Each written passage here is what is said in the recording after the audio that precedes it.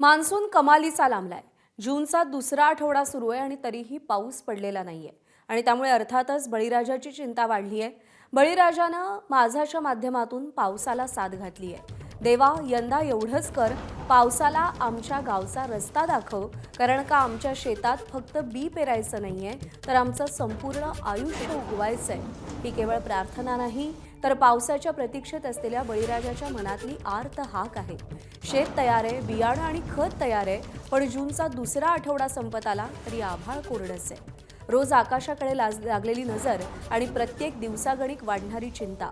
शेतकऱ्यासाठी पाऊस म्हणजे फक्त पाणी नाही, तर त्याच्या संपूर्ण वर्षाच्या जगण्याची आशा आहे. पावसाच्या प्रतीक्षेत व्याकुळ झालेल्या बळीराजाची ही वेदना आहे. पावसाची ही प्रतीक्षा आणि शेतकऱ्यांच्या मनातील घालमेल सांगतोय आमचा प्रतिनिधी कृष्णा केंडे.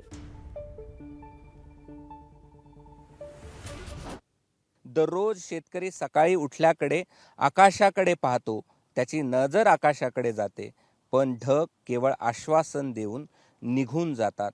आणि एवढंच म्हणतो बळीराजा, देवा एवढंच कर, पावसाला आमच्या गावचा रस्ता दाखव, कारण आमच्या शेतात फक्त बी पेरायचं नाहीये, तर आमचं संपूर्ण आयुष्य उगवायचं आहे.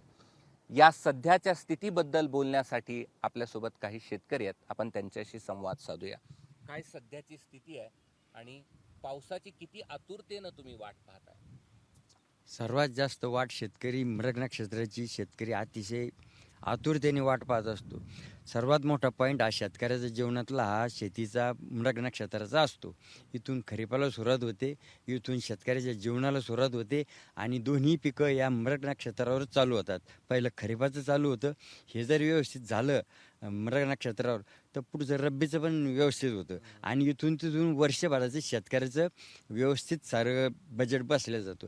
पण जर आता हा मृग जर असा चुकत असेल, लेट होत असेल, तर इथून तिथून त्याची जीवनाची पूर्ण फळी विस्कटणार आहे. याच्यापुढं हातबल झालो आम्ही. आता याच्यावर इलाज नाही. काय सांगावं काय बोलावं काही समजत नाही. या पूर्ण आशेला लागलो. माय मारावी पण आशा मरून अशी एक म्हण आहे. तसं आम्ही पूर्ण आशेला लागलेलो आहे आणि हा बाबा आता वर पाहायला लावतोय. आता काय आमचं तर कोणीच वाली नाही जगात असं वाटायला लागलंय आम्हाला. आपल्यासोबत आणखीन पण काही शेतकरी आहेत. बाबा, हे ऐकता का ते अल्निनो बिल्निनो काय कळतंय का तुम्हाला? हे काही म्हणजे अन्न बिन्न म्हणजे ते काय पाऊस पडणार नाहीत असं म्हणतात. आम्ही दुष्काळ दाब लोक म्हणते, काही म्हणते हा. दुष्काळ आहे. हा. पुन्हा ह्यो आपला हे ना दुष्काळ सांगतेत, काही म्हणते पाणी आपलं चिंता वाढली. चिंता वाढली. म्हणजे आता शेतकरी परेशान होऊन गेला ना. नांगट काढून बी वावर तयार करून बी घरात आणून ठेवलं. नांगर फनाट वखर करून निसर्गाची वाट पाहून पाहून परेशान झालेला आहे शेतकरी. बियाणं घेऊन ठेवलं, कसं घेतलं? बियाणं म्हणजे आम्ही माझ्याकडं 10 एकर जमीन आहे. मी आता बघितलं असं तर 3 सरकीच्या बॅग, त्याच्यानंतर 5 तुरीच्या बॅग आणि त्यामुळं आता तर नवीन सरकारनं काढलेलं आहे काहीतरी ते मोबाईल ॲप आणलेले आहे. त्याच्यामध्ये तुम्ही हे करा, ॲप्लिकेशन हे करा, मग तुम्हाला खत भेटन. ते खतसुद्धा घेऊन ठेवलेले आहे. नांगर झाली, वखर झाला, फनाट झालं, शेती अशी व्यवस्थित करून ठेवली. आणि वर ढगाकडं बघतो की कारण की आता 7 जून आहे, 7 जूनला लागवड होत असती आणि आता लागवडीची वाट बघून बघून परेशान झालेलं आहे. कारण की आता पाऊस तर आभाळ बी येईल नाही. यावर्षी शेतकऱ्याला सुखी समृद्ध संपन्न करायचं असेल तर वेळेवर पाऊस पडला पाहिजे.